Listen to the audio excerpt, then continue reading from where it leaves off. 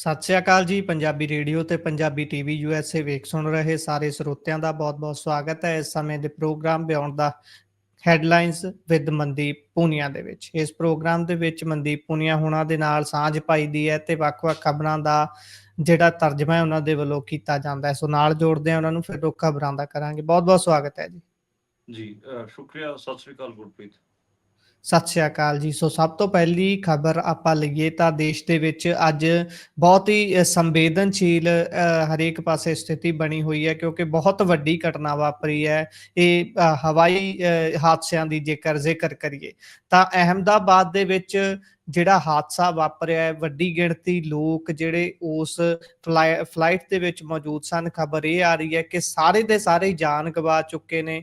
ਗੁਜਰਾਤ ਦੇ ਸਾਬਕਾ ਮੁੱਖ ਮੰਤਰੀ ਵੀ ਉਹਦੇ ਵਿੱਚ ਸੀ, ਕਹਿੰਦੇ ਉਹਨਾਂ ਦੀ ਵੀ ਜਾਨ ਚਲੀ ਗਈ ਹੈ।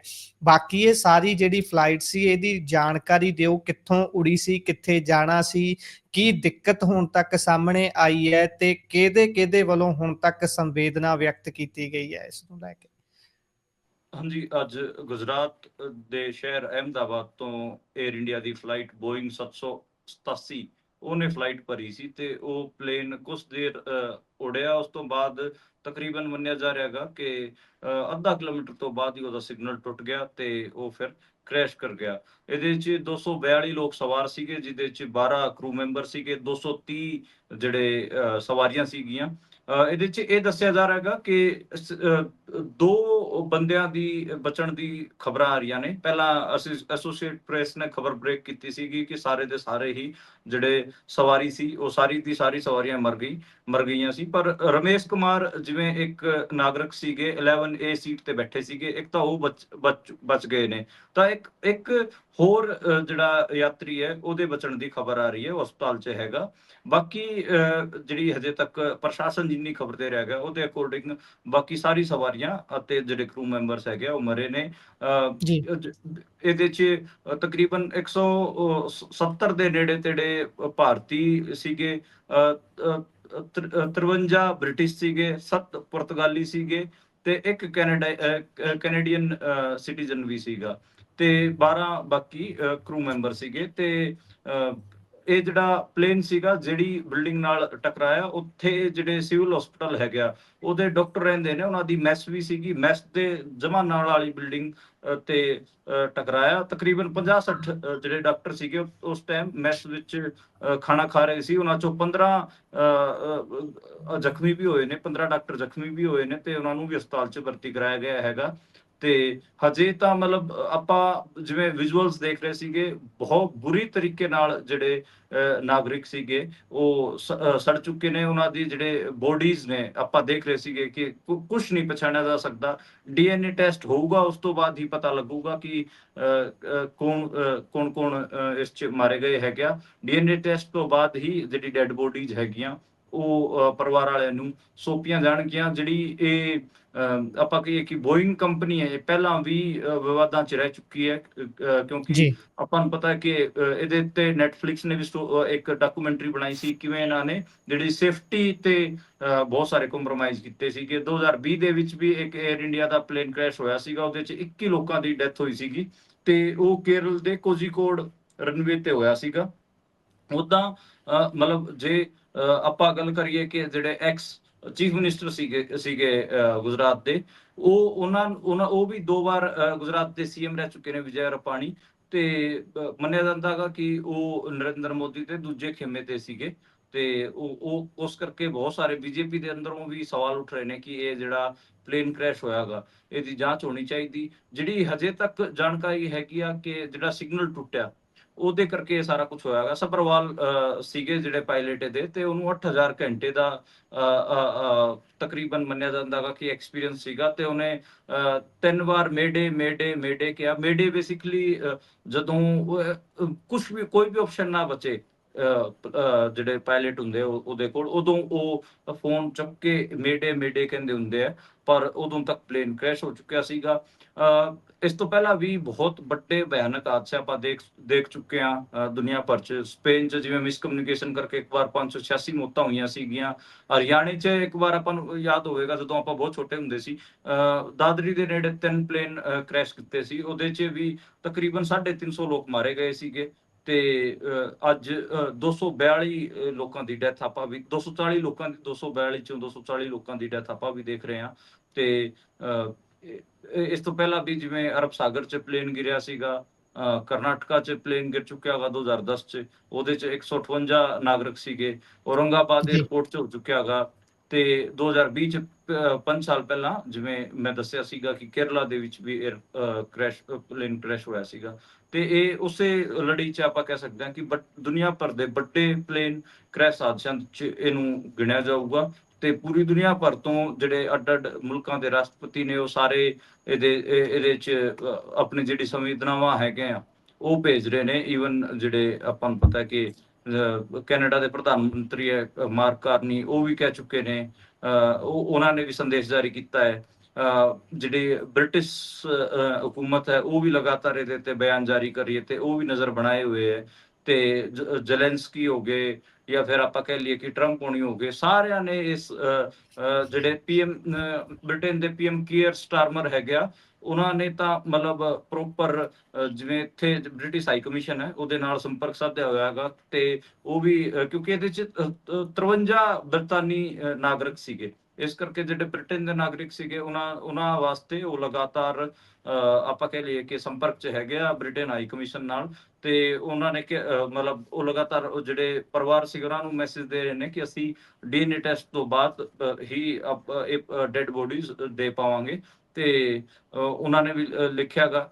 ਤੇ ਜਦੋਂ ਇਹ ਹਾਦਸਾ ਵਾਪਰਦਾਗਾ ਤੇ ਉੱਥੇ ਭੂਕੰਪ ਵਰਗਾ ਮਾਹੌਲ ਹੋ ਗਿਆ ਸੀਗਾ। ਤੇ ਬਚ ਵੀ ਜਾਂਦੇ ਜਿਹੜੇ ਨਾਗਰਿਕ ਸੀਗੇ, ਇਹਦੇ 'ਚ ਇੱਕ ਤਾਂ ਫਿਊਲ ਬਹੁਤ ਜ਼ਿਆਦਾ ਸੀਗਾ ਕਿਉਂਕਿ ਇੰਟਰਨੈਸ਼ਨਲ ਫਲਾਈਟ ਸੀਗੀ, ਇਸ ਕਰਕੇ ਇਸ ਫਲਾਈਟ ਦੇ ਵਿੱਚ ਬਹੁਤ ਜ਼ਿਆਦਾ ਫਿਊਲ ਸੀਗਾ। ਜਦੋਂ ਹੀ ਇਹ ਕ੍ਰੈਸ਼ ਕਰਦਾਗਾ ਪਲੇਨ, ਉਸ ਤੋਂ ਬਾਅਦ ਤੁਰੰਤ ਬਹੁਤ ਵੱਡਾ ਬਲਾਸਟ ਹੁੰਦਾਗਾ ਤਾਂ ਇੱਕੋ ਲਖਤ ਤੇ ਜਿਹੜੀ ਅੱਗ ਹੈ ਉਹ ਫੈਲ ਜਾਂਦੀ ਹੈ। ਤੇ ਉਸੇ ਕਰਕੇ ਹੀ ਸਾਰੇ ਦੇ ਸਾਰੇ ਲੋਕ ਮਤਲਬ ਕੋਈ ਕਿਸੇ ਨੂੰ ਭੱਜਣ ਦਾ, ਕਿਸੇ ਨੂੰ ਮਤਲਬ ਕੋਈ ਮੌਕਾ ਨਹੀਂ ਦਿੱਤਾ। ਬਲਾਸਟ ਹੋਣ ਤੋਂ ਬਾਅਦ ਤੁਰੰਤ ਆਪਾਂ ਦੇਖਿਆ ਕਿਵੇਂ ਕਿਸ ਹਿਸਾਬ ਨਾਲ ਜਿਹੜੇ ਲੋਕ ਸੀਗੇ ਉਹਨਾਂ ਨੂੰ ਕੱਢਿਆ ਜਾ ਰਿਹਾ ਸੀਗਾ। ਜਮਾਂ ਆਪਾਂ ਕਹਿ ਲਈਏ ਕਿ ਬਹੁਤ ਬੁਰੀ ਸਥਿਤੀ ਸੀਗੀ ਉਹਨਾਂ ਦੀ। ਤੇ ਉੱਥੇ ਜਮਾਂ ਭੂਚਾਲ ਵਰਗਾ ਮਹਿਸੂਸ ਹੋਇਆ ਉੱਥੇ ਇਲਾਕਿਆਂ 'ਚ। ਤੇ ਪੂਰਾ ਜਿਹੜਾ ਇਲਾਕਾ ਸੀਗਾ ਉਹ ਧੂਏ ਤੋਂ ਭਰ ਗਿਆ ਸੀਗਾ। ਤੇ ਉੱਥੇ ਜਿਵੇਂ ਮੈਂ ਦੱਸਿਆ ਕਿ ਹਸਪਤਾਲ 'ਚ ਵੀ ਖਾਸਾ ਨੁਕਸਾਨ ਹੈ, 15-16 ਡਾਕਟਰ ਹੈਗੇ ਆ ਉਹ ਵੀ ਜ਼ਖਮੀ ਨੇ ਇਸ ਪੂਰੇ ਜੀ ਕੇਸ ਦੌਰਾਨ। ਜੀ। ਸੋ ਇਹ ਜਿਹੜਾ ਹਾਦਸਾ ਵਾਪਰਿਆ ਹੈ, ਹਰੇਕ ਕੋਈ ਇਸ ਤੇ ਆਪਣੇ ਵੱਲੋਂ ਸੰਵੇਦਨਾ ਵਿਅਕਤ ਕਰ ਰਿਹਾ ਹੈ, ਟਿੱਪਣੀਆਂ ਆ ਰਹੀਆਂ ਨੇ ਪੂਰੀ ਦੁਨੀਆ ਦੇ ਵਿੱਚੋਂ। ਤੇ ਅੱਗੇ ਜੇਕਰ ਆਪਾਂ ਚੱਲੀਏ ਤਾਂ ਗੱਲ ਮੌਸਮ ਦੀ ਕਰ ਲੈਂਦੇ ਹਾਂ। ਲਗਾਤਾਰ ਅੱਗ ਬਰਸ ਰਹੀ ਹੈ, ਹਾਲਾਂਕਿ ਇਸ ਦੇ ਲਈ ਜ਼ਿੰਮੇਵਾਰ ਵੀ ਕਿਤੇ ਨਾ ਕਿਤੇ ਸਭ ਤੋਂ ਵੱਡਾ ਮਨੁੱਖ ਹੀ ਹੈ। ਮਨੁੱਖ ਦੇ ਵੱਲੋਂ ਇਜਾਦ ਕੀਤੀਆਂ ਗਈਆਂ ਚੀਜ਼ਾਂ ਹੀ ਨੇ। ਜਿਸ ਤਰੀਕੇ ਦੇ ਨਾਲ ਹੁਣ ਪਾਰਾ ਵੱਧ ਰਿਹਾ ਹੈ, ਗੱਲ ਅਲੱਗ-ਅਲੱਗ ਪਾਸਿਆਂ ਤੋਂ ਵੈਦਰ ਦੀ ਵੀ ਹੋ ਰਹੀ ਹੈ, ਲਗਾਤਾਰ ਗਲੋਬਲ ਵਾਰਮਿੰਗ ਵੀ ਹੋ ਰਹੀ ਹੈ। ਗਲੋਬਲ ਵਾਰਮਿੰਗ ਦੇ ਵੱਧ ਰਹੇ ਏਡੇ ਕਾਰਨਾਂ ਦੀ ਹੋ ਰਹੀ ਹੈ ਕਿਉਂਕਿ ਜਿਸ ਤਰੀਕੇ ਦੇ ਨਾਲ 50 ਡਿਗਰੀ ਸੈਲਸੀਅਸ ਨੂੰ ਵੱਖ-ਵੱਖ ਇਲਾਕਿਆਂ 'ਚ ਮੌਸਮ ਟੱਚ ਕਰ ਰਿਹਾ ਹੈ, ਗਰਮੀ ਟੱਚ ਕਰ ਰਹੀ ਹੈ, ਬੇਸ਼ੱਕ ਉਹ ਬਹੁਤ ਹੀ ਹੈਰਾਨੀਜਨਕ ਤੇ ਬਹੁਤ ਹੀ ਇੱਕ ਡਰਾਵਣੀ ਸਥਿਤੀ ਪੈਦਾ ਕਰਦਾ ਜਾ ਰਿਹਾ ਹੈ। ਕੀ ਕਹੋਗੇ ਜੀ ਇਸ ਤੇ? ਹਾਂਜੀ, ਅਤੇ 5 ਅੱਜ ਡੈਥ ਵੀ ਹੋਈਆਂ ਨੇ ਜੀ ਹੀਟ ਵੇਵ ਕਰਕੇ। ਤੇ ਇਹ ਜਿਹੜੇ ਲੂ ਸੀਗੀ ਇਹ ਉੱਤਰ ਪ੍ਰਦੇਸ਼, ਬਿਹਾਰ 'ਚ 5 ਲੋਕਾਂ ਦੀ ਡੈਥ ਹੋਣ ਦੀ ਖਬਰ ਆ ਰਹੀ ਹੈ। ਪੂਰੇ ਆਪਾਂ ਕਹਿ ਲਈਏ ਕਿ ਮੁਲਕ ਭਰ 'ਚ ਜਿਹੜਾ ਗੰਗਾਨਗਰ ਸ਼ਹਿਰ ਹੈ ਉਹ ਸਭ ਤੋਂ ਜ਼ਿਆਦਾ ਗਰਮ ਸੀਗਾ ਤੇ ਉੱਥੇ ਜੀ ਤਕਰੀਬਨ 48 ਡਿਗਰੀ ਦਾ ਜਿਹੜਾ ਪਾਰਾ ਦੇਖਣ ਨੂੰ ਮਿਲਿਆ ਹੈਗਾ। ਤੇ ਐਂ ਬਠਿੰਡਾ, ਮੁਕਤਸਰ, ਅਬੋਹਰ ਉਹ ਵੀ ਖਾਸੇ ਗਰਮ ਰਹੇ। ਤੇ ਹਰਿਆਣੇ ਦੇ ਜਿਵੇਂ ਸਿਰਸਾ, ਹਿਸਾਰ ਉਹ ਵੀ ਖਾਸੇ ਗਰਮ ਰਹੇ ਹੈਗੇ ਆ। ਤੇ ਤਕਰੀਬਨ ਹਰ ਰਾਜ ਦੇ ਵਿੱਚ, ਖਾਸ ਕਰ ਜਿਹੜੇ ਨਾਰਥ ਇੰਡੀਅਨ ਨੇ, ਸਾਊਥ ਇੰਡੀਆ ਦੇ ਵਿੱਚ ਤਾਂ ਮੌਨਸੂਨ ਪਹੁੰਚ ਚੁੱਕਿਆ ਹੈਗਾ। ਜਿਵੇਂ ਰਾਜਸਥਾਨ, ਉੱਤਰ ਪ੍ਰਦੇਸ਼, ਹਰਿਆਣਾ, ਪੰਜਾਬ, ਜੰਮੂ ਕਸ਼ਮੀਰ, ਚੰਡੀਗੜ੍ਹ ਸਾਰੇ ਕਿਤੇ ਹੀਟ ਵੇਵ ਦੇ ਅਲਰਟ ਨੇ। ਤੇ ਅੱਜ ਇੱਥੇ ਚੰਡੀਗੜ੍ਹ ਵੀ ਮੈਂ ਮਹਿਸੂਸ ਕੀਤਾ ਕਿ ਬਹੁਤ ਸਾਰੀ ਹੀਟ ਵੇਵ ਚੱਲ ਰਹੀ ਸੀਗੀ। ਤੇ ਬਿਮਾਰ ਤਾਂ ਬਹੁਤ ਜ਼ਿਆਦਾ ਲੋਕ ਹੋ ਰਹੇ ਨੇ। ਅੱਜ ਜਿਵੇਂ ਮੈਂ ਹੈਲਥ ਅਲਰਟ ਦੇਖ ਰਿਹਾ ਸੀਗਾ ਤੇ ਅੱਡ-ਅੱਡ ਸ਼ਹਿਰਾਂ 'ਚ, ਕਿਸੇ ਸ਼ਹਿਰ 'ਚ 10, ਕਿਸੇ ਸ਼ਹਿਰ 'ਚ 15 ਬੰਦਿਆਂ ਨੂੰ ਲੂ ਲੱਗਣ ਕਰਕੇ ਉਹਨਾਂ ਨੂੰ ਹਸਪਤਾਲ ਭਰਤੀ ਕਰਾਇਆ ਗਿਆ ਹੈਗਾ। ਤੇ ਉੱਤਰ ਪ੍ਰਦੇਸ਼, ਯੂਪੀ ਤੋਂ ਤਾਂ 5 ਮੌਤਾਂ ਦੀ ਖਬਰ ਆ ਵੀ ਗਈ ਹੈ। ਤੇ ਹਰਿਆਣੇ 'ਚ ਵੀ ਇੱਕ ਬਜ਼ੁਰਗ ਦੀ ਮੌਤ ਹੋਈ ਹੈ, ਪਰ ਹਜੇ ਉਹਦਾ ਮਤਲਬ ਜਾਂਚ ਚੱਲ ਰਹੀ ਹੈ ਕਿ ਉਹ ਹੀਟ ਵੇਵ ਕਰਕੇ ਹੋਈ ਹੈ, ਕੋਈ ਹੋਰ ਕਾਰਨ ਸੀਗਾ। ਹਿਸਾਰ ਦੇ ਵਿੱਚ ਉਹਨਾਂ ਦੀ ਡੈਥ ਹੋਈ ਹੈ।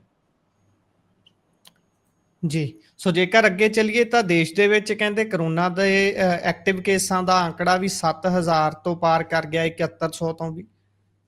ਹਾਂਜੀ, ਤਕਰੀਬਨ ਮੈਂ ਜਦੋਂ ਹੁਣ ਫੋਨ ਦੀ ਸਕਰੀਨ ਦੇਖ ਰਿਹਾ ਆਪਣੇ ਦੀ ਤੇ 7200 ਦਾ ਡੇਟਾ ਦਿਖਾ ਰਿਹਾ ਹੈਗਾ ਤੇ 77 ਡੈਥਸ ਹੋ ਚੁੱਕੀਆਂ ਨੇ ਤੇ ਪਿਛਲੇ 1 ਹਫ਼ਤੇ ਦੇ ਅੰਦਰ 30 ਲੋਕਾਂ ਦੀ ਡੈਥ ਹੋਈਆਂ ਨੇ। ਤੇ ਗੁਜਰਾਤ ਹੁਣ ਥੋੜਾ ਜਿਹਾ ਵੱਧ ਰਿਹਾ ਹੈਗਾ, ਗੁਜਰਾਤ 'ਚ ਕੇਸ ਥੋੜੇ ਜ਼ਿਆਦੇ ਆ ਰਹੇ ਨੇ। 1281 ਜਿਹੜੇ ਕੇਸ ਆ ਗੁਜਰਾਤ 'ਚ ਹੋ ਗਏ ਹੈਗੇ ਆ ਤੇ ਪੰਜਾਬ 'ਚ 2 ਕੇਸ ਘਟੇ ਨੇ, ਯਾਨੀ ਕਿ 2 ਲੋਕ ਠੀਕ ਹੋਏ ਨੇ, ਯਾਨੀ ਕਿ ਚੰਗੀ ਖਬਰ ਹੈ। ਤੇ ਕੱਲ ਜਿਵੇਂ ਆਪਾਂ ਗੱਲ ਕਰ ਰਹੇ ਸੀ ਉਦੋਂ 33 ਦੱਸ ਰਹੇ ਸੀਗੇ ਤੇ ਅੱਜ 31 ਕੇਸ ਪੰਜਾਬ 'ਚ ਹੈਗੇ ਆ। ਹਰਿਆਣੇ 'ਚ ਵੀ ਘਟੇ ਨੇ ਕੇਸ ਕਿਉਂਕਿ ਤਕਰੀਬਨ ਬਹੁਤ ਸਾਰੇ ਜਿਹੜੇ ਲੋਕ ਸੀਗੇ 40 ਦੇ ਕਰੀਬ ਲੋਕ ਠੀਕ ਹੋਏ ਨੇ ਹਰਿਆਣੇ ਦੇ ਵਿੱਚ ਵੀ। ਤੇ ਹਰਿਆਣੇ ਦੇ ਵਿੱਚ ਕੱਲ ਆਪਾਂ ਜਿਵੇਂ 110 ਦੇ ਨੇੜੇ ਤੇੜੇ ਡੇਟਾ ਦੀ ਗੱਲ ਕਰ ਰਹੇ ਸੀ, 83 ਲੋਕਾਂ ਨੂੰ ਕੋਰੋਨਾ ਹੈਗਾ ਤੇ ਮਤਲਬ ਹੌਲੀ-ਹੌਲੀ ਮੈਨੂੰ ਲੱਗਦਾ ਵਾ ਕਿ ਹੁਣ ਕੋਰੋਨਾ ਬਾਈਂਡ ਅਪ ਵੱਲ ਵਧੂਗਾ। ਤੇ ਜਿਵੇਂ ਜਿਹੜੇ ਐਕਸਪਰਟ ਸੀਗੇ ਉਹ ਵੀ 28 ਦਿਨਾਂ ਦੀ ਵੇਵ ਦੱਸ ਰਹੇ ਸੀਗੇ ਤੇ ਆਪਾਂ ਲਗਾਤਾਰ ਕਹਿ ਲਈਏ ਕਿ ਪਿਛਲੇ 15 ਮਈ ਤੋਂ ਹੀ ਕੋਰੋਨਾ ਬਾਰੇ ਗੱਲ ਕਰ ਰਹੇ ਹਾਂ ਤੇ ਹੁਣ ਸ਼ਾਇਦ ਜਦੋਂ ਮਹੀਨਾ ਪੂਰਾ ਹੋਣ ਲੱਗੂਗਾ ਉਦੋਂ ਕੋਰੋਨਾ ਇੰਡੀਆ ਦੇ ਵਿੱਚ ਇਹ ਜਿਹੜੀ ਵੇਵ ਹੈ ਇਹ ਖਤਮ ਹੁੰਦੀ ਆਪਾਂ ਨੂੰ ਦਿਖੂਗੀ। ਜੀ, ਸੋ ਜੇਕਰ ਅਗਲੀ ਖਬਰ ਤੇ ਚੱਲੀਏ ਤਾਂ ਉੱਧਰ ਇੱਕ ਲੁਧਿਆਣਾ ਦੀ ਸੋਸ਼ਲ ਮੀਡੀਆ ਇਨਫਲੂਐਂਸਰ ਜਿਹੜੀ ਡਬਲ ਮੀਨਿੰਗ ਗੱਲਾਂ ਕਰਨ ਦੇ ਲਈ ਕਾਫੀ ਫੇਮਸ ਸੀ ਇੰਟਰਨੈਟ ਦੇ ਉੱਪਰ, ਕਮਲ ਕੌਰ ਉਸਦਾ ਨਾਮ ਦੱਸਿਆ ਜਾਂਦਾ ਹੈ। ਉਸ ਦੇ ਕਹਿੰਦੇ ਲਾਸ਼ ਮਿਲੀ ਹੈ ਇੱਕ ਹਸਪਤਾਲ ਦੇ ਬਾਹਰ, ਪਾਰਕਿੰਗ 'ਚ ਗੱਡੀ ਪਾਰਕ ਸੀ, ਉਸ ਦੇ ਵਿੱਚੋਂ ਬਦਬੂ ਆਉਣ ਤੋਂ ਬਾਅਦ ਲਾਸ਼ ਮਿਲੀ ਹੈ। ਹਾਂਜੀ, ਕਮਲ ਕੌਰ ਕਿਤੇ ਉਸਨੇ ਕਈ ਆਈਡੀਆਂ ਬਣਾ ਰੱਖੀਆਂ ਸੀ ਇੰਸਟਾਗ੍ਰਾਮ ਤੇ, ਕੰਚਨ ਕੁਮਾਰੀ ਦੇ ਨਾਂ ਵੀ ਸੀਗਾ, ਭਾਬੀ ਦੇ ਨਾਂ ਤੋਂ ਵੀ ਉਹਦਾ ਇੰਸਟਾਗ੍ਰਾਮ ਅਕਾਊਂਟ ਸੀਗਾ ਤੇ ਹਾਂ ਸਹੀ ਕਹਿ ਰਹੇ ਹੋ ਤੁਸੀਂ, ਡਬਲ ਮੀਨਿੰਗ ਕਿਸਮ ਦਾ ਕੰਟੈਂਟ ਉਹ ਕ੍ਰੀਏਟ ਕਰਦੀ ਹੁੰਦੀ ਸੀਗੀ। ਤੇ ਦੱਸਿਆ ਜਾ ਰਿਹਾ ਹੈਗਾ ਕਿ ਉਹਦਾ ਉਹਦੀ ਜਿਹੜੀ ਡੈਡ ਬੋਡੀ ਹੈ ਉਹ 10 ਜੂਨ ਨੂੰ ਪਾਰਕਿੰਗ 'ਚ ਛੱਡ ਕੇ ਗਿਆ ਹੈਗਾ, ਇੱਕ ਸਿੱਖ ਨੌਜਵਾਨ ਸੀਗਾ ਤੇ ਉਹ ਪਾਰਕ ਕਰਕੇ ਉਸ ਗੱਡੀ ਨੂੰ ਉੱਥੇ ਛੱਡ ਕੇ ਚਲਾ ਗਿਆ। ਤੇ ਇਹ ਖਬਰ ਹੈਗੀ ਆ ਤੇ ਇਹਦਾ ਜਿਹੜਾ ਆਪਾਂ ਕਹਿ ਲਈਏ ਕਿ ਅਰਸ਼ ਡੱਲਾ ਜਿਹੜੇ ਕੈਨੇਡਾ 'ਚ ਬੈਠੇ ਨੇ ਉਹਨਾਂ ਨਾਲ ਵੀ ਜੋੜਿਆ ਜਾ ਰਿਹਾ ਹੈਗਾ ਕਿ ਅਰਸ਼ ਡੱਲਾ ਨੇ ਇਸ ਨੂੰ ਕਿਹਾ ਸੀਗਾ, ਧਮਕੀ ਦਿੱਤੀ ਸੀ ਕਿ ਤੂੰ 7 ਮਹੀਨੇ ਪਹਿਲਾਂ ਕਿ ਇਸ ਕਿਸਮ ਦਾ ਕੰਟੈਂਟ ਨਾ ਬਣਾ ਤੇ ਉਹਦਾ ਜਿਹੜਾ ਅੰਤਮ ਸੰਸਕਾਰ ਹੈ ਕੁੜੀ ਦਾ ਉਹ ਕਰ ਦਿੱਤਾ ਗਿਆ ਹੈਗਾ। ਤੇ ਲੁਧਿਆਣਾ ਦੇ ਰਹਿਣ ਵਾਲੀ ਸੀਗੀ ਤੇ ਬਠਿੰਡੇ 'ਚ ਇਹਦੀ ਲਾਸ਼ ਬਰਾਮਦ ਹੋਈ ਹੈ। 30 ਸਾਲ ਦੀ ਸੀਗੀ ਤੇ ਤਕਰੀਬਨ 4 ਲੱਖ ਦੇ ਨੇੜੇ ਤੇੜੇ ਦੇ ਇੰਸਟਾਗ੍ਰਾਮ ਦੇ ਫਾਲੋਅਰ ਸੀਗੇ। ਤੇ ਉਹ ਜਿਹੜਾ ਸੀਸੀਟੀਵੀ ਫੁਟੇਜ ਹੈਗਾ ਉਹ ਵੀ ਆ ਚੁੱਕਿਆ ਹੈਗਾ ਜਿਹਦੇ 'ਚ ਉਹ ਜੋ ਨੌਜਵਾਨ ਹੈ ਸਿੱਖ ਬੰਦਾ ਹੈਗਾ ਉਹ ਨਿਕਲ ਰਿਹਾ ਹੈਗਾ ਉਸ ਕਾਰ ਨੂੰ ਪਾਰਕ ਕਰਕੇ ਤੇ ਉਹ ਪੂਰਾ ਫੁਟੇਜ ਹੈ ਉਹ ਆ ਚੁੱਕਿਆ ਹੈਗਾ। ਤੇ ਉਹਦੇ 'ਚ ਜਿਹੜੀ ਗੱਡੀ ਹੈ ਉਹ ਲੀਕ ਵੀ ਕਰ ਰਹੀ ਸੀਗੀ ਤੇ ਉਹਦੇ ਤੋਂ ਬਦਬੂ ਵੀ ਆ ਰਹੀ ਸੀ। ਉਦੋਂ ਫਿਰ ਇਹ 2-3 ਚੀਜ਼ਾਂ ਸੀਗੀਆਂ ਜਿਸ ਕਰਕੇ ਪਤਾ ਲੱਗਿਆ ਕਿ ਉਹਦੀ ਡੈਥ ਹੋ ਚੁੱਕੀ ਹੈ। ਜੀ, ਸੋ ਜੇਕਰ ਅੱਗੇ ਚੱਲੀਏ ਤਾਂ ਉੱਧਰ ਹਿਸਾਰ ਦੇ PWD ਦੇ ਰੈਸਟ ਹਾਊਸ ਦੇ ਵਿੱਚ ਅੱਗ ਲੱਗ ਗਈ ਹੈ ਜੀ, ਕੀ ਹੈ ਕਾਰਨ ਇਸ ਦਾ?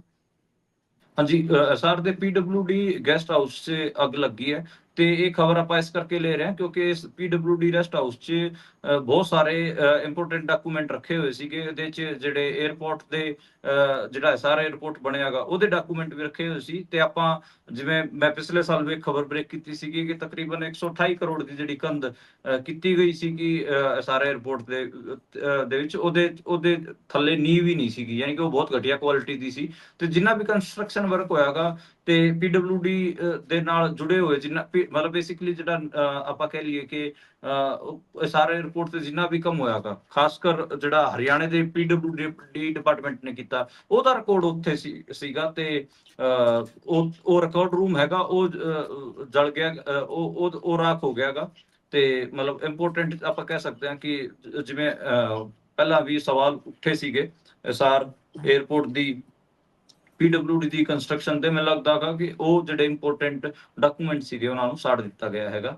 ਤੇ ਜਿਹੜੀ ਪਿਛਲੀ ਬੀਜੇਪੀ ਦੀ ਸਰਕਾਰ ਸੀਗੀ ਉਹਦੇ ਕਈ ਮੰਤਰੀ ਉਹਦੇ 'ਚ ਇਨਵੋਲਵ ਸੀਗੇ, ਉਹਦੇ 'ਚ ਜਿਹੜੇ ਜੇਜੇਪੀ ਦੇ ਦੁਸ਼ਯੰਤ ਚੌਟਾਲਾ ਸੀਗੇ ਉਹ ਵੀ ਇਨਵੋਲਵ ਸੀਗੇ। ਮੈਨੂੰ ਲੱਗਦਾ ਹੈਗਾ ਕਿ ਸ਼ਾਇਦ ਕੋਈ ਅੱਗੇ ਕਾਰਵਾਈ ਨਾ ਹੋਵੇ ਇਸ ਕਰਕੇ ਡਾਕੂਮੈਂਟਸ ਨੂੰ ਹੀ ਜਲਾ ਦਿੱਤਾ ਗਿਆ ਹੈ।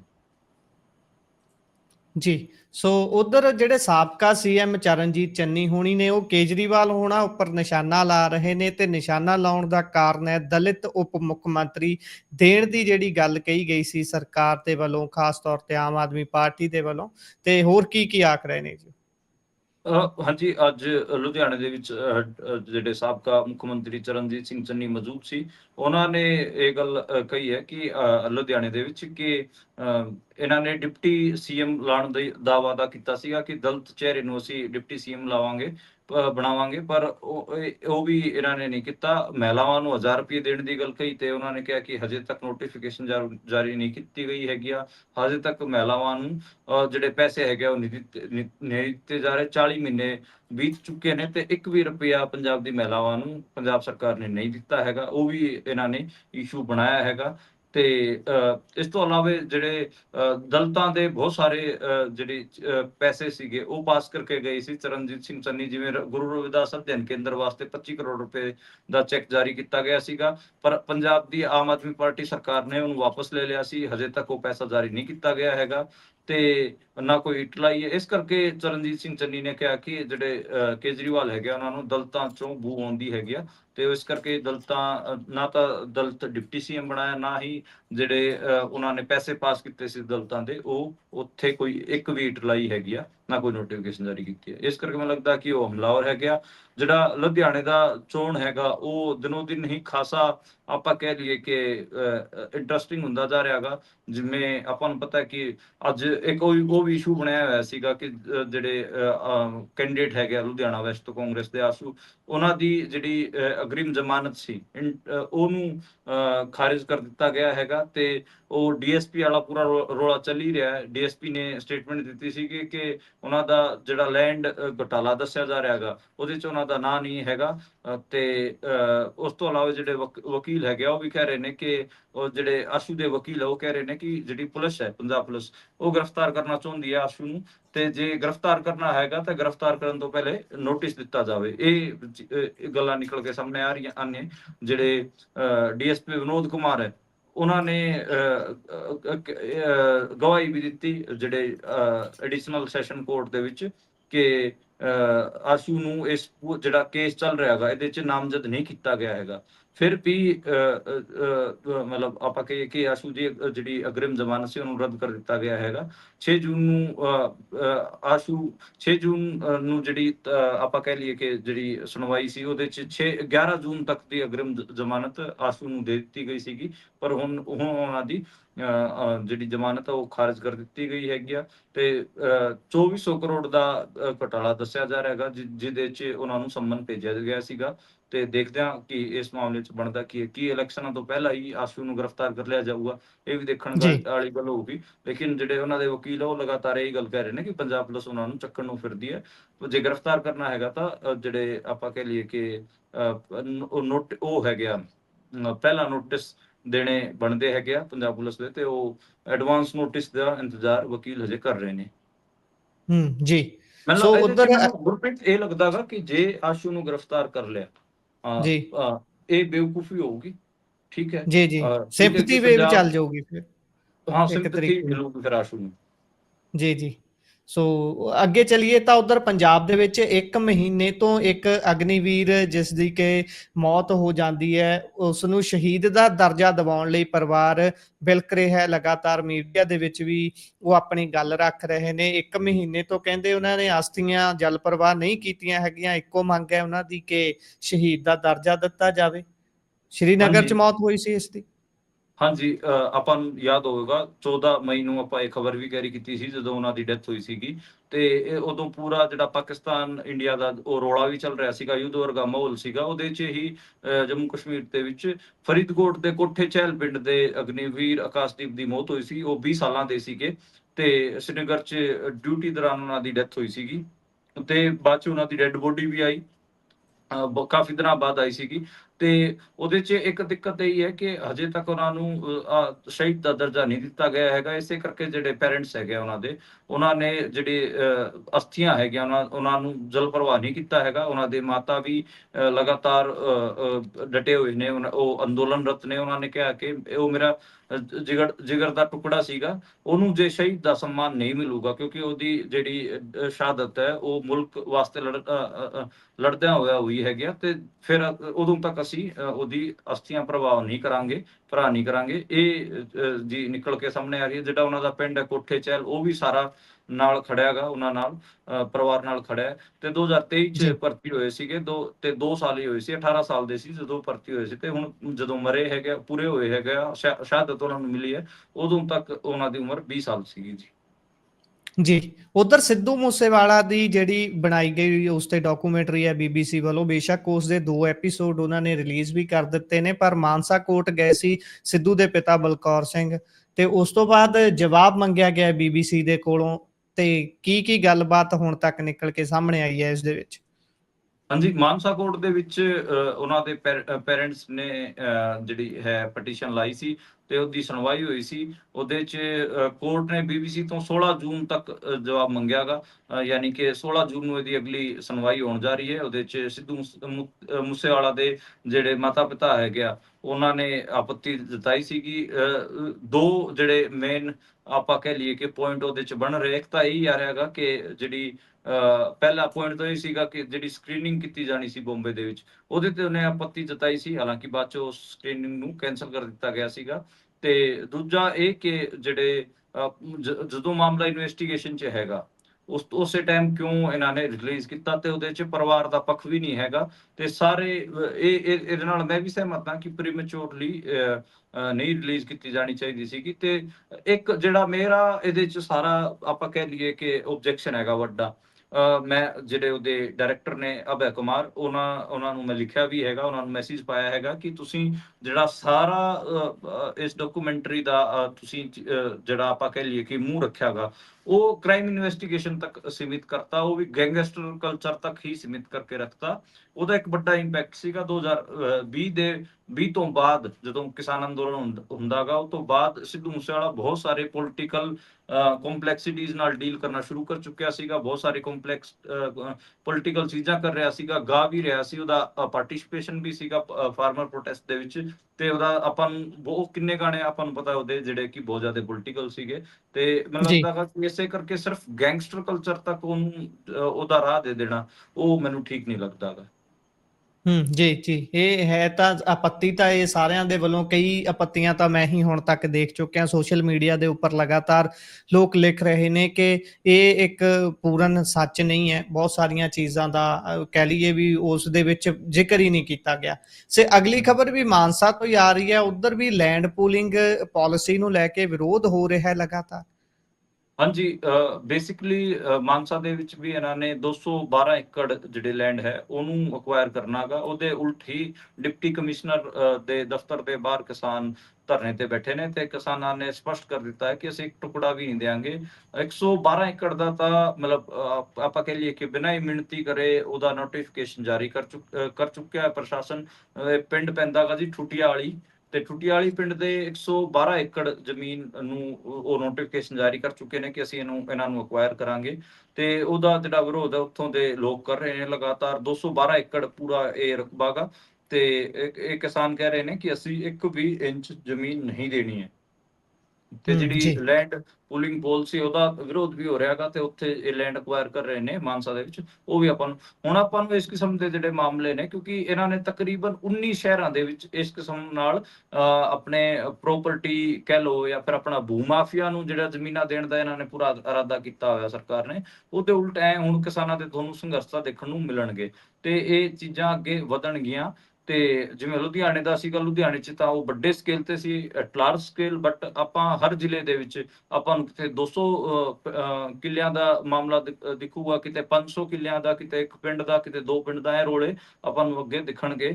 ਤੇ ਕਿਸਾਨ ਪਹਿਲਾਂ ਹੀ ਜਿਹੜੇ ਇਹਨਾਂ ਨਾਲ ਫਾਨੇ ਫਸਾਈ ਬੈਠੇ ਨੇ। ਜਿਹੜੀ NHI ਵਾਸਤੇ ਇਹਨਾਂ ਨੇ, ਜਿਹੜਾ ਜੰਮੂ ਕਟਰਾ ਐਕਸਪ੍ਰੈਸਵੇ, ਉਹਦੇ ਵਾਸਤੇ ਇਹਨਾਂ ਨੇ ਜ਼ਮੀਨਾਂ ਅਕਵਾਇਰ ਕੀਤੀਆਂ ਸੀ, ਉਹਦਾ ਜਿੰਨਾ ਇਹਨਾਂ ਨੇ ਮੁਆਵਜ਼ਾ ਦਿੱਤਾ ਉਹਦੇ ਤੇ ਵੀ ਉਹ ਸਹਿਮਤ ਨਹੀਂ ਹੈਗਾ। ਤੇ ਮੈਨੂੰ ਲੱਗਦਾ ਵਾ ਕਿ ਜ਼ਮੀਨਾਂ ਕਿਸਾਨਾਂ ਤੋਂ ਜਿਹੜੇ ਲੈਣ ਦਾ ਪੂਰਾ ਪਲਾਨ ਹੈ ਇਹਨਾਂ ਦਾ, ਇਹਦੇ ਉਲਟ ਕਿਸਾਨ ਪੰਜਾਬ ਦੇ ਤਗੜੇ ਹੋ ਕੇ ਲੜਨਗੇ। ਜੀ। ਸੋ ਜੇਕਰ ਅੱਗੇ ਚੱਲੀਏ ਤਾਂ ਅੱਗੇ ਅੰਮ੍ਰਿਤਸਰ ਦੇ ਇੱਕ ਵਿਧਾਇਕ ਦੇ ਕਰੀਬੀ ਤੇ ਇੱਕ ਹੋਰ ਦਾ ਦੇਰ ਕਹਿੰਦੇ ਗ੍ਰਿਫਤਾਰ ਕੀਤਾ ਗਿਆ। ਹਾਂਜੀ, ਅੰਮ੍ਰਿਤਸਰ ਦੇ ਪਾਰਟੀ ਦੇ ਵਿਧਾਇਕ ਅਤੇ ਪਾਰਸ਼ਦ ਦੇ ਕਰੀਬੀ ਹੈਗੇ ਆ। ਉਹਨੂੰ ਚਿੱਟੇ ਨਾਲ ਗ੍ਰਿਫਤਾਰ ਕੀਤਾ ਗਿਆ ਹੈਗਾ। ਤੇ ਜਿਹੜਾ ਡਾਕਟਰ ਜਸਵੀਰ ਸਿੰਘ ਸੰਧੂ ਹੈ ਉਹਦੇ ਕਰੀਬੀ ਨੇ, ਤੇ ਇੱਕ ਪਾਰਸ਼ਦ ਦਾ ਦਿਓਰ ਹੈ ਉਹਦੇ 'ਚ, ਤੇ ਇਹ ਦੋਵੇਂ ਹੀ ਮਤਲਬ ਉੱਥੇ ਚਿੱਟਾ ਸਪਲਾਈ ਕਰ ਰਹੇ ਸੀਗੇ। ਤਕਰੀਬਨ 1 ਕਿਲੋ ਹੈਰੋਇਨ ਇਹਨਾਂ ਕੋਲ ਬਰਾਮਦ ਕੀਤੀ ਗਈ ਹੈਗੀ ਆ, ਤੇ ਇਹਨਾਂ ਨੂੰ ਇਹ ਵੀ ਕਿਹਾ ਜਾ ਰਿਹਾ ਹੈਗਾ ਕਿ ਜਿਹੜੇ ਆਮ ਆਦਮੀ ਪਾਰਟੀ ਦੇ ਵਿਧਾਇਕ ਹੈਗੀਆਂ ਸੁਰਜੀਤ ਕੌਰ, ਉਹਨਾਂ ਦੇ ਸਕੇ ਦਿਓਰ ਵੀ ਹੈਗੇ ਆ, ਜਿਹੜੇ ਕਿ ਹੋਰ ਵੀ ਮਤਲਬ ਵੱਡੇ ਆਗੂਆਂ ਨਾਲ ਉਹਨਾਂ ਦਾ ਸੰਬੰਧ ਹੈ। ਉਹਨਾਂ ਦਾ ਵੀ ਚੱਲ ਰਿਹਾ ਹੈਗਾ ਕਿ ਉਹ ਵੀ ਇਸ ਮਾਮਲੇ 'ਚ ਸੰਮਿਲਿਤ ਨੇ। ਤੇ ਆਪ ਹਿਸਾਬ ਲਾਓ ਕਿ ਜਿਹੜੇ ਵਿਧਾਇਕਾਂ ਦੇ ਦਿਓਰ ਹੈਗੇ ਆ, ਉਹ ਵੀ ਇਹਨਾਂ ਮਾਮਲਿਆਂ 'ਚ ਫੜੇ ਜਾ ਰਹੇ ਨੇ। ਸਗੇ ਦਿਓਰ, ਮਤਲਬ ਆਪਾਂ ਇਹ ਨਹੀਂ ਕਹਿ ਰਹੇ ਕਿ ਘਰਾਂ 'ਚ ਕੋਈ ਹੋਵੇ, ਸਗੇ ਦਿਓਰ ਫੜੇ ਜਾ ਰਹੇ ਨੇ ਹੈਰੋਇਨ ਦੇ ਕੇਸਾਂ 'ਚ। ਤੇ ਇਹ ਪੰਜਾਬ ਦੇ ਡੀਜੀਪੀ ਤਾਂ ਕਹਿ ਚੁੱਕੇ ਸੀਗੇ ਕਿ ਅਸੀਂ 31 ਮਈ ਤੱਕ ਪੰਜਾਬ ਦਾ ਨਸ਼ਾ ਖਤਮ ਕਰ ਦਿਆਂਗੇ। ਆਹ ਦੇਖ ਲਓ ਜੀ, ਕਿੰਨਾ ਨਸ਼ਾ ਇਹਨਾਂ ਨੇ ਖਤਮ ਕੀਤਾ। ਇਹਨਾਂ ਦੇ ਵਿਧਾਇਕਾਂ ਦੇ ਦਿਓਰ ਤਾਂ ਫੜੇ ਜਾ ਰਹੇ ਨੇ ਚਿੱਟੇ ਨਾਲ। ਜੀ, ਸੋ ਇਹੀ ਹਾਲ ਹੈ ਜੀ ਹਰ ਪਾਸੇ। ਸੋ ਇੱਥੇ ਹੀ ਪ੍ਰੋਗਰਾਮ ਦਾ ਸਮਾਂ ਸਮਾਪਤ ਹੁੰਦਾ ਹੈ। ਸੋ ਤੁਸੀਂ ਜੁੜੇ, ਜਾਣਕਾਰੀਆਂ ਸਾਂਝੀਆਂ ਕੀਤੀਆਂ, ਬਹੁਤ-ਬਹੁਤ ਧੰਨਵਾਦ ਜੀ। ਸ਼ੁਕਰੀਆ, ਸਤਿ ਸ਼੍ਰੀ ਅਕਾਲ। ਸਤਿ ਸ਼੍ਰੀ ਅਕਾਲ ਜੀ। ਸੋ ਇਹ ਸਨ ਸਾਡੇ ਨਾਲ ਮਨਦੀਪ ਪੂਨੀਆ ਜੀ। ਵੱਖ-ਵੱਖ ਖਬਰਾਂ ਦੀ ਪਾਈ ਹੈ ਤੁਹਾਡੇ ਨਾਲ ਸਾਂਝ। ਕਿਵੇਂ ਲੱਗਿਆ ਪ੍ਰੋਗਰਾਮ? ਆਪਣੇ ਵਿਚਾਰ, ਰਾਏ, ਟਿੱਪਣੀਆਂ ਜ਼ਰੂਰ ਸਾਂਝੇ ਕਰਿਓ। ਜੁੜੇ ਰਹੋ ਪੰਜਾਬੀ ਰੇਡੀਓ ਤੇ ਪੰਜਾਬੀ ਟੀਵੀ USA ਦੇ ਨਾਲ। ਪ੍ਰੋਗਰਾਮਾਂ ਦੀ ਲਗਾਤਾਰਤਾ ਬਰਕਰਾਰ ਹੈ। ਧੰਨਵਾਦ, ਸਤਿ ਸ਼੍ਰੀ ਅਕਾਲ।